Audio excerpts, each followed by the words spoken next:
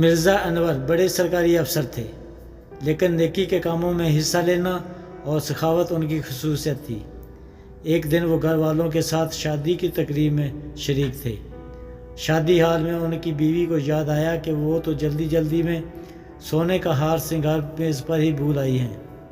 انہوں نے مرزا صاحب سے کہا تو انہوں نے بے فکری کے انداز میں جواب دیا، سارے کمروں کو اپنے ہاتھ سے بند کر کے آیا ہوں اور بڑے گیٹ پر چوکیدار موجود ہے، بے فکر ہو جاؤ، تمہارا ہار میز پر ہی ہوگا، وہاں سے کہیں نہیں جائے گا۔ شادی کی تقریب کے بعد جب گھر پہنچے تو سنگار میز پر ہار موجود نہیں تھا۔ یہ دیکھ کر دونوں پریشان ہو گئے اور سارا کمرہ چھان مارا، لیکن ہار نہیں ملا۔ چوکیدار سے معلوم کیا کہ ہمارے بعد کوئی آیا تو نہیں؟ چوکیدار نے جواب دیا کہ کوئی نہیں آیا۔ انور کو چوکیدار پر پورا بھروسہ تھا، کیونکہ یہ ان کا پرانا ملازم تھا۔ کچھ سوچ کر علاقے کے تھانے دار کو اطلاع دے دی۔ رات آدھی رات سے زیادہ گزر چکی تھی۔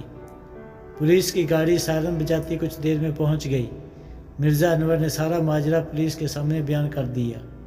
انہوں نے جائے وقوع کی اچھی طرح چھان بین کی، لیکن ان کو کوئی ثبوت نہیں ملا۔ لہٰذا پولیس افسر مرزا صاحب کو آرام کا مشورہ دے کر صبح آنے کا کہہ کر چلے گئے۔ ان کی بیگم کی آنکھوں سے نیند اڑ گئی، لیکن انور صاحب بے فکری کی نیند سو گئے، اور کافی دن نکل آنے پر ان کی آنکھ کھلی تو کچھ دیر بعد چوکیدار نے آ کر اطلاع دی کہ پولیس والے آئے ہیں۔ یہ سن کر اس نے کہا کہ انہیں بیٹھک میں بٹھاؤ، میں ابھی آتا ہوں۔ مرزا انور تیار ہو کر بیٹھک میں آئے تو پولیس افسر نے کہا کہ محکمہ سراغ رسائی کے ایک اہلکار میرے ساتھ ہیں، یہ ایک بار کمرے کا معائنہ کرنا چاہتے ہیں۔ مرزا انور نے کہا ہاں ضرور، ایک بار پھر چیک کر لیجئے۔ سراغ رساں نے باریک بینی سے کمرے کا معائنہ کرنا شروع کیا۔ سنگار میز کو غور سے دیکھا، وہ گھٹنوں کے بعد چلتا ہوا مساحری کے نیچے گھس گیا۔ تھوڑی دیر بعد اس نے مساحری کے نیچے سے چلاتے ہوئے کہا، کھودا پہاڑ نکلا چوہا۔ اہلکار جب باہر نکلا تو اس کے ہاتھ میں سونے کا ہار تھا۔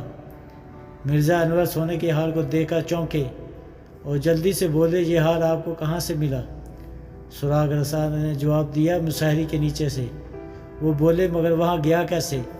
آپ کے کمرے میں ایک چوہے کا آنا جانا ہے، لہٰذا ایک بلی بھی پال لیں۔ سراغ رساں نے مسکرا کر جواب دیا۔ مرزا انور اور پولیس افسر اس کا منہ تکنے لگے۔